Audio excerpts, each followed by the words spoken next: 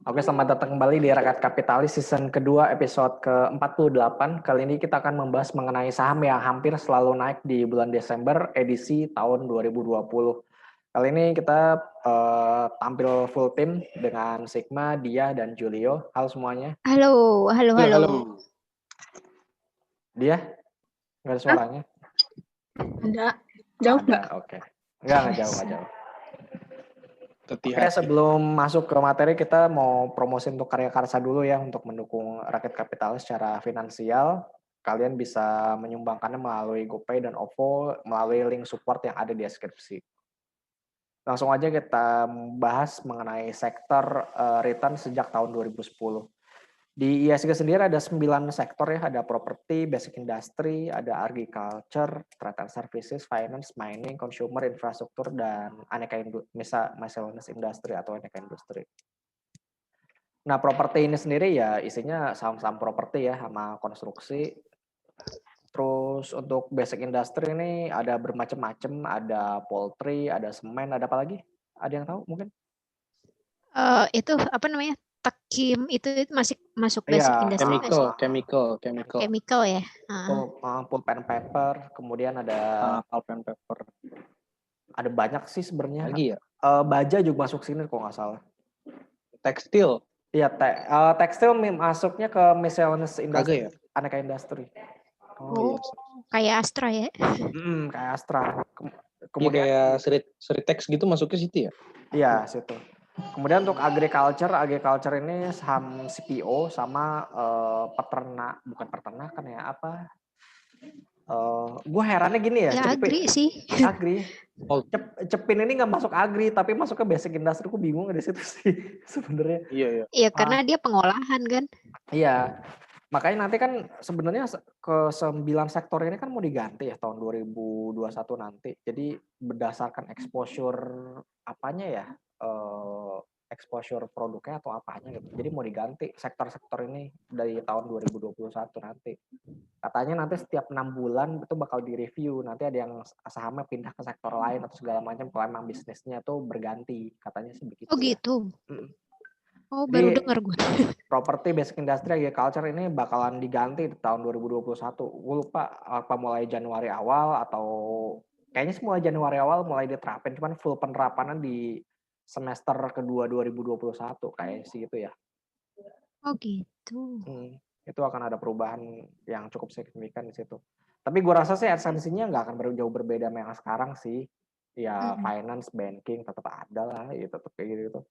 Nggak bakal beda jauh sebenarnya, cuman mungkin kan ada perpindahan sektor di beberapa saham yang emang kayaknya nggak cocok sih. Kayak contohnya tuh si Wood ya. Wood itu apa sih namanya, gue lupa. Indo Wood Kabinet. itu ini, iya Indo Kabinet. Itu saham apa ya? Retail kan sebenarnya kalau kita perhatiin baik-baik kan. Cuman dia masuknya di consumer. Iya sih itu agak ini juga sih, agak aneh sih. Iya, agak Wood itu aneh yang kan. lemari itu ya? Lemari. Kalau nggak salah Ya, ya. gue lupa. Ada yang tahu nggak? Ya, dulu tuh pernah tahu, udah lupa. Furniture-nya. Nah itu mereknya apa ya? Gue lupa. Olympic bukan? Beda lagi. Bukan. Itu ya? Tapi mirip kayak gitu. Iya, macam kayak gitu. Nah, kalau kita lihat di sini kan IHSG selalu naik ya di bulan Desember sejak tahun 2010. IHSG nggak pernah turun dan rata-ratanya tuh IHSG naik di Desember sekitar 3,07%. Penguatan terbesar tuh di tahun 2017 6,78%. Kedua itu di 2010 4,88 dan ketiga itu di tahun kemarin 2019 4,79%. Dan untuk sektor yang paling bagus sebenarnya di Desember itu adalah finance, kemudian infrastruktur sama aneka industri atau miscellaneous industry. Ya sebenarnya yang lain pun geraknya yang paling nggak oke sih sebenarnya properti ya, cuma 60% win rate-nya. Terus ada basic industry cuma 70%, sisanya agriculture 80%, trade and services 80%, kemudian mining cuma 70%, consumer cuma 60%. Ini agak heran juga ya, mining cuma 60% doang. Kenaikannya nggak begitu signifikan di Desember. 70% mining. Iya, mining 70%, consumer 60%. Nah, terus kita beralih ke saham-sahamnya. Saham-sahamnya apa aja? Yang pertama ada Telkom, BCA, BRI, Bank Mandiri, UNTR, Astra, Pegas, SMGR, dan Tower. Ini tuh saham-saham yang win rate-nya 90% dari sektor yang tadi ya? Enggak, ini win rate-nya cuman minimal tuh 80% win rate-nya. Oke, enggak, maksudnya sektornya kan tadi yang 9 yang di slide sebelumnya kan. Oh iya. Yang ininya 90% ya, betul. Jadi kayak yang diambil kan finance, infrastruktur, sama aneka industri kan. Nah, ini mewakili. Nah, mewakili. Kalau apa? Nah, ini juga agak rancu nih, trade and services. Tahu nggak siapa trade and services siapa yang paling gede? Bukan Yuti ya? Yuti. Jadi kan agak aneh kan, sebenarnya kan exposure United Tractor itu kan lebih ke mining kan. Cuman dia masuknya trade and services, makanya trade and services jadi bagus karena ada UT-nya. UT itu di Desember bagus banget. Iya sih, ya karena dia emang dagang alat berat kan. Iya, itu betul sih. Emang retail sih, trade and service. Iya, bener sih maksudnya. Cuman ya gimana ya, exposure dia kan lebih ke apa, batu bara ya. Iya sih ininya. Apa sih namanya? Bisnis ya pelanggannya gitu. Ya pelanggannya ya batu bara lah, kebanyakan konstruksi ya nggak seberapa lah karena ada akses aja kan. Karena berubah di tengah-tengah Pak, ya kan dulunya lebih banyak trading alat berat. Bukan ada dulu emang ini ya, dia kan ada PAMA juga kan. Iya ya. Ada PAMA dia tuh. Bukannya makin kesini exposure itu batu baranya makin gede ya? Iya makin gede, cuman kan sekarang dia nambah bisnis emas kan. Dia ngakuisisi tambang emas, jadi exposure-nya jadi lumayan ke-blend. Jadi nggak ngandelin batu bara tok doang dia sekarang. Iya, maksudnya kan berarti jadi mining kan maksudnya. Iya, jadi mining harusnya. Dan kalau kita lihat di sini rata-rata yang paling bagus sebenarnya adalah SMGR ya. Rata-rata selama 10 tahun terakhir dia naik 6,18% kalau selama 10 tahun terakhir. Kedua itu sama Tower yang paling gede ya, 7,05%, gila. Soalnya Tower di 2018 nih agak terlalu luar biasa, naik 31% di bulan Desember doang. Dan terus ada si Bank Mandiri ya 4,71, kemudian ada BCA 3,99, 4%, Pegas 3,06. Oh, Pegas. Iya. Dan sebenarnya kalau kita lihat di sini kan saham-sahamnya kan yang sebenarnya yang di Desember itu yang nggak bagus tuh cuma di 2018 doang kan. BCA turun, kemudian Bank Mandiri turun, UT turun, Astra turun, SMGR turun. Sisanya sebenarnya ya mereka, cuman di 2016 itu yang turun cuma Tower. Terus 2015 si Tower naik 13% sendiri, yang lain naiknya cukup oke lah. Kalau kita lihat di sini kan sebenarnya 2008 itu kan krisis ya, 2009 masih naik, 2010 naik, kemudian 2011 masih naik, 2012 udah mulai sideways, 2013 memang krisis waktu itu. Enggak mini krisis sih sebenarnya, enggak krisis banget, ISG turun. Makanya kalau kita lihat di sini Telkom, BCA, Bank BRI sama Pegas tuh turun di 2013. Kemudian 2014 ada pemilu naik lagi. Terus sampai di 2018 ada, kok dibilang mini krisis enggak juga sih, cuman ya kayaknya waktu itu turunnya lumayan sih di 2018 setelah naik kencang di 2017. Jadi rata-rata saham yang peluangnya bagus nih jadi turun di tahun tersebut. Nah, bagaimana peluang-peluang saham ini di 2020 selama dari awal Desember kemarin, dari tanggal berapa ya? 3 Desember ya. Kalau kita lihat dari tanggal 3 Desember sebenarnya udah banyak yang acir sih sebenarnya. UNTR udah naik 16,41%. Pegas sudah 21,58%. Pegas sudah naik. Mainnya akhir tahun. Iya. Pegas sudah digas duluan ya, udah 21,5%. Kemudian ada SMGR masih minus 1,07, Tower masih minus 5%. Kemudian Bank Mandiri 5%, BRI 7%, BCA 4,59, Telkom 2,17. Nah, kalau kita balik review lagi sebenarnya sih selama IHSG secara bulanan ya, itu IHSG sebenarnya turunnya di Januari, Februari, Maret, sama September. Sisanya IHSG selalu naik di selama 11 bulan terakhir. Ini sebenarnya kayak nggak ada apa-apa gitu. Iya juga ya. Padahal mah udah dalam banget. Ini tuh sebenarnya dalam banget ya. Kalau kita lihat Januari 5%, Februari jatuhan lagi 8%, Maret jatuhan lagi sampai 17%. Habis itu reboundnya ya belum seberapa sebenarnya, reboundnya baru 1,5%, 0,8, 3%. Lumayan lah Pak, reboundnya. Ya emang lumayan, cuman nggak sedahsyat di November sampai 9%. Iya, itu kalau lu ya sekarang aja level ISG, ya sekarang ISG lebih berapa? Nggak di hampir 6.000 kan. Iya. Cuman ya sebenarnya kita sempat dikejutin pas September sempat minus 7%, tapi akhirnya di Oktober terus naik, November naik lagi, kemudian Desember ya akan naik lagi sih. Nah selanjutnya mungkin kita akan membahas mengenai IHSG secara teknikal ya. Nah dia gimana nih dia lu kan terakhir kali kita siaran bareng-bareng kan lumayan tepat ya akurasi lu gitu. Ini gue dukun kali.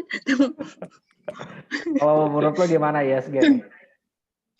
Kalau menurut gue IHSG tuh ini tuh tanggal berapa? Tanggal 8 ya? 8 tanggal 8 Desember.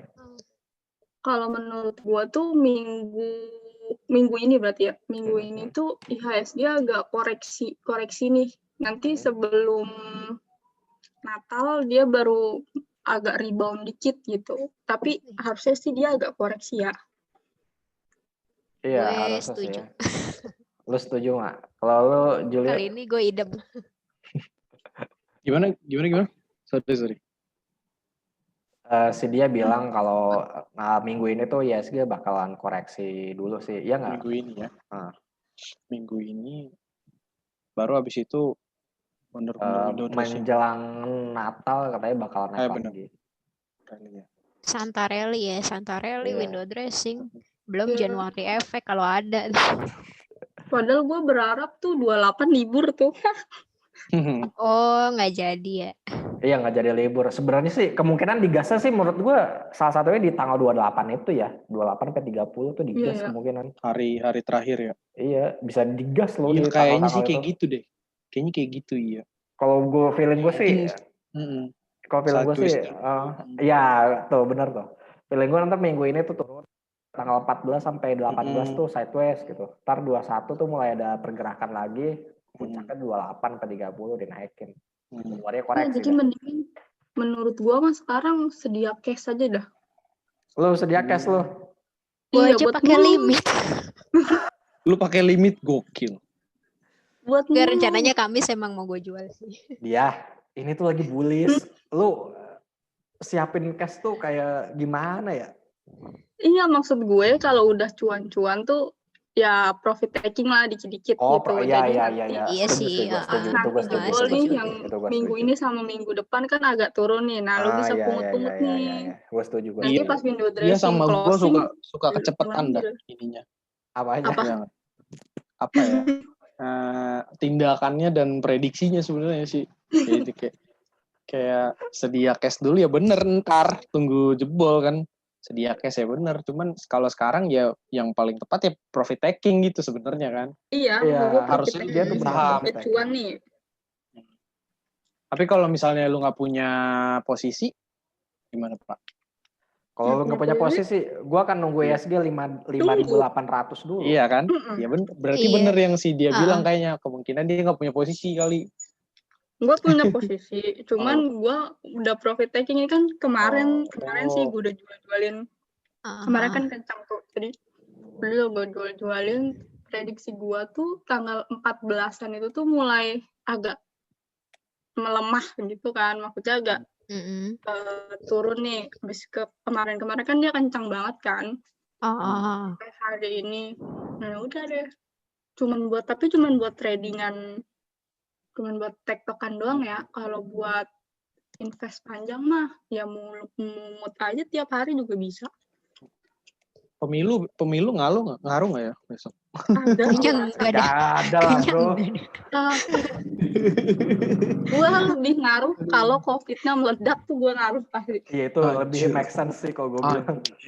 Besok. Lu pada milih nggak besok? Ini by the way ini hari Selasa. Enggak ya? Enggak. Milih. Enggak. Wah lu pengkhianat daerah lu. Lu kan emang tar dulu lu orang apa dulu? Taruh nih. Ya KTP gue emang satu gak daerah. Gue pilkada soalnya. Tapi kan gitu, gue nggak tahu KTP lu. Gue KTP gue sama Malwok. Emang ini yang pilkada daerah mana sih? Yang nggak pilkada? Yang nggak pilkada banyak kan? Iya banyak yang pilkada. Tangerang nggak pilkada Tangerang. Ini tuh Bogor, Depok kalau nggak salah ada. Iya Tangerang Selatan. Di Tangsel bukannya ada ya Jun? Ya ada lah bos. Lu jangan-jangan nggak tahu lagi siapa-siapa aja. Siapa? Kan gue kagak milih. Siapa yang tahu sekarang? Anjir gue tahu dong. Gokil. Gue juga tahu. Iya, gue doang yang nggak tahu. Kita nanti tangkap polisi nggak ya ngomong kayak gini? Kenapa emang ya? Karena nggak tahu. Tidak memilih.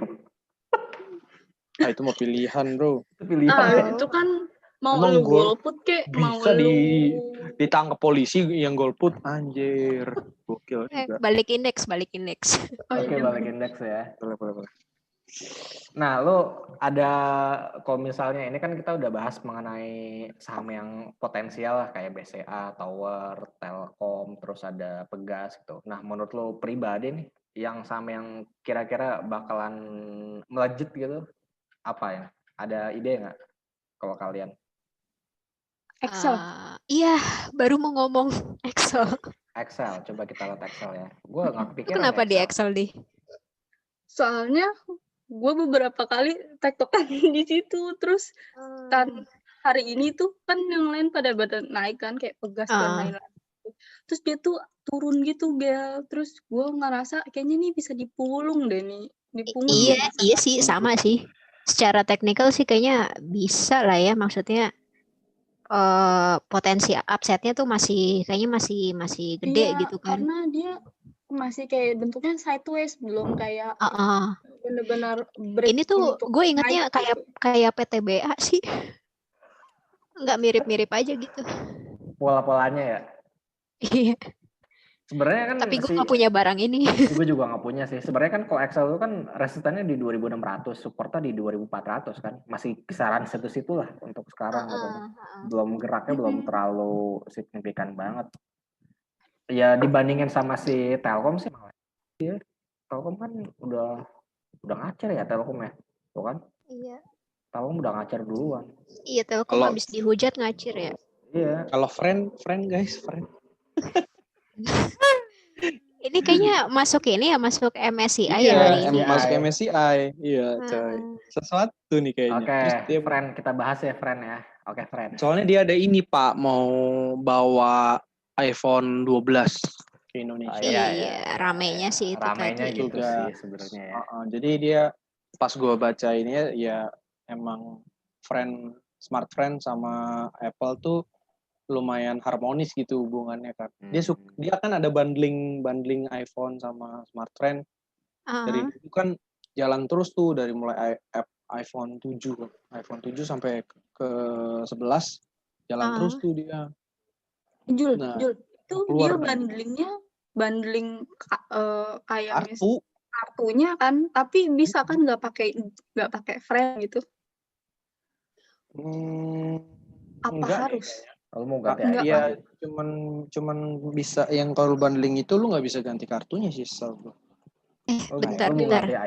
Sebenarnya yang Excel friend itu bukan ini sih, bukan MSCI tapi kayak masuk indeks syariah global. Syariah global FTSE. FTSE syariah. Baru lihat lagi gue. Nah, kalau friend ini kan resistannya masih di 84-an ya. Ya, kalaupun naik ke depannya ke 90 terus ke 100. Terus ya kalau syukur-syukur ke 150 sih. Saham ini sih banyak yang punya ya sebenarnya kalau kita lihat. Iya. Kayaknya retail banyak yang punya. Banyak sekali yang jualan di grup-grup WhatsApp tampaknya untuk Iya.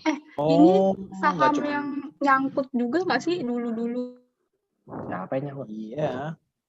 Ya, ini kan grup, ini Sinarmas. Ini Sinarmas sekarang. Iya, ini Sinarmas. Tadinya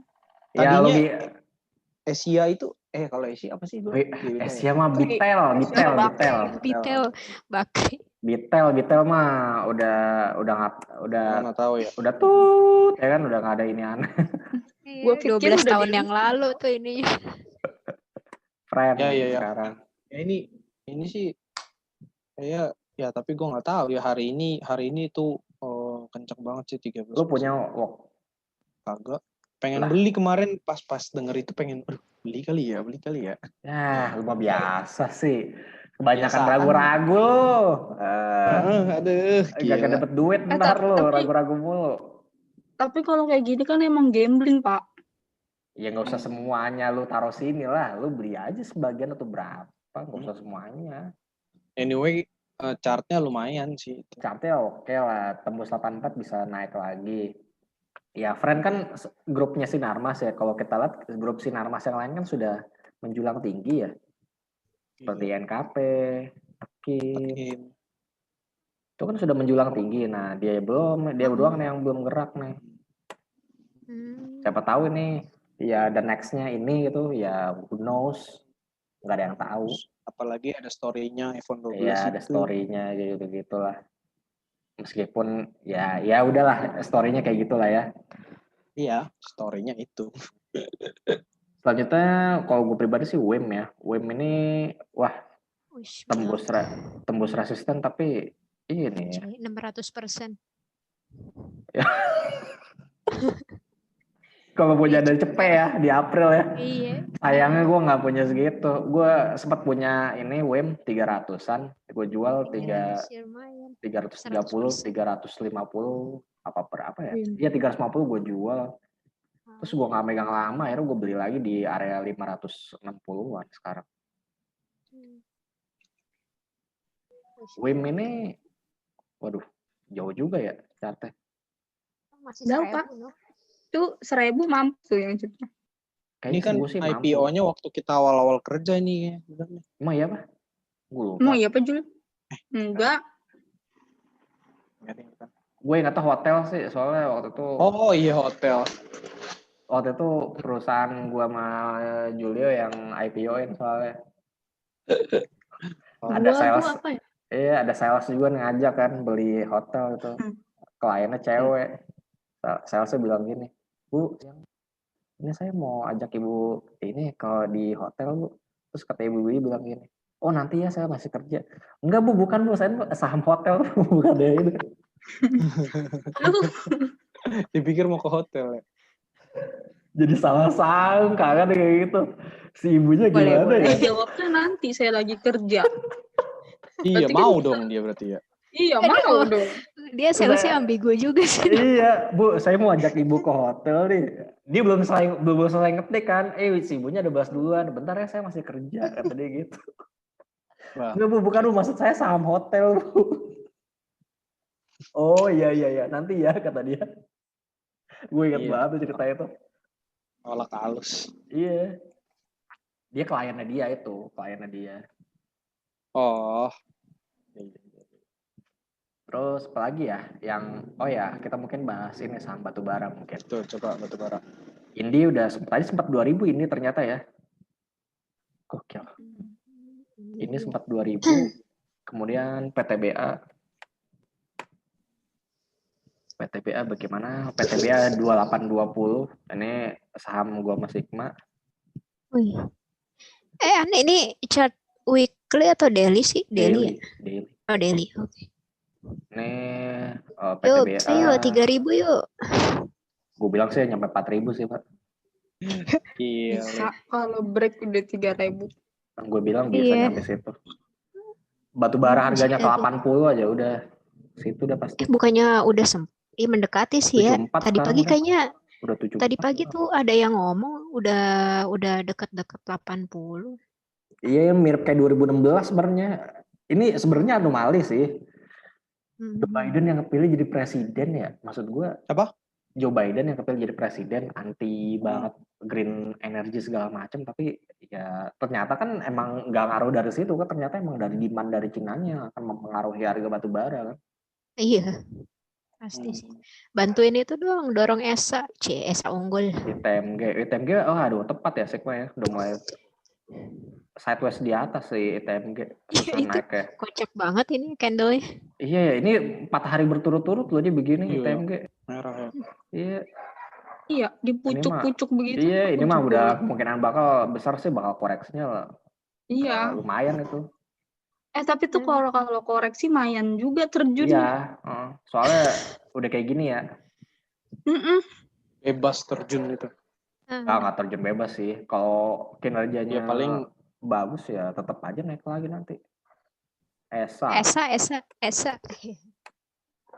rental itu ASA ya. Nah, Sigma coba nih ini punya jual story apa amonia. Jual amonia. Iya, jual amonia. Mau apa nih? Dia mau ini, bentar lagi kayaknya hari ini deh. Pokoknya besok itu diumumin hasil HMETD-nya berapa persennya gitu sih. Nah, dia itu nah yang mau masuk itu si UOB sama JP Morgan. Iya BK yang mau masuk, BK sama UOB. Terus udah gitu si Garibaldi Thohir dia juga mau nambah ini kan, apa namanya? Iya, ininya meningkat ya, emang nggak terlalu signifikan sih, kayak dari 3% jadi 3, berapa gitu. Ini ESA ini dipunyain sama Saratoga nggak ya? Gue lihat dari kayaknya sih enggak ya? Bukan Saratoga sih. Soalnya kalau ESA kan ini apa? Aduh, gue lupa tuh. Saham Aneka Gas apa ya namanya ya?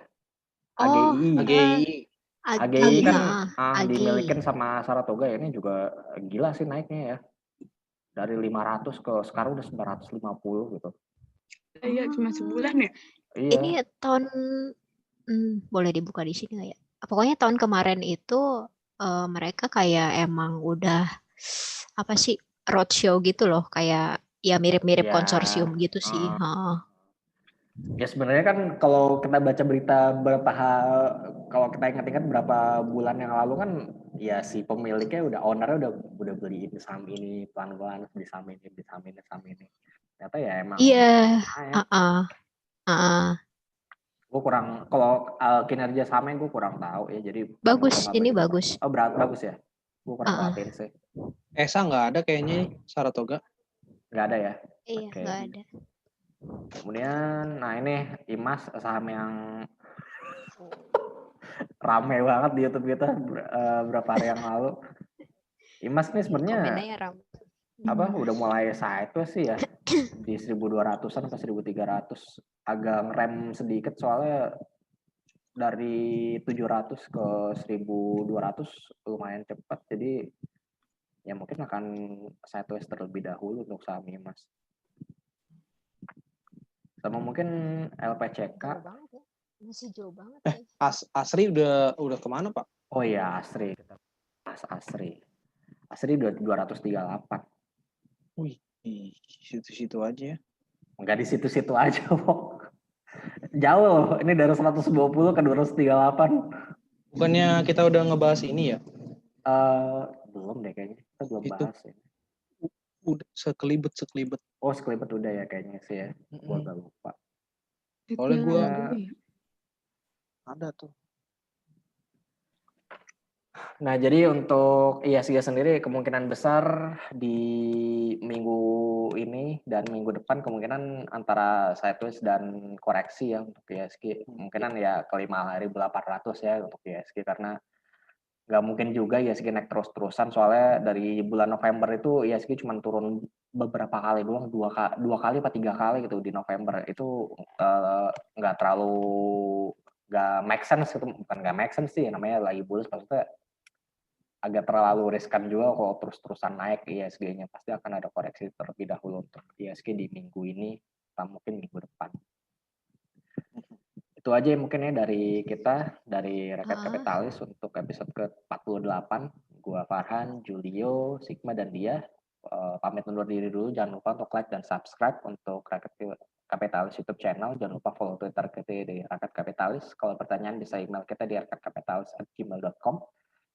Disclaimer, segala rekomendasi dan analisis saham oleh Rakyat Kapitalis melalui YouTube dan podcast hanyalah opini pribadi kami. Kami tidak bertanggung jawab atas keuntungan dan kerugian yang Anda alami dari segala aktivitas investasi yang Anda lakukan. Kita akan berjumpa kembali di episode berikutnya. Bye-bye. Bye. Bye.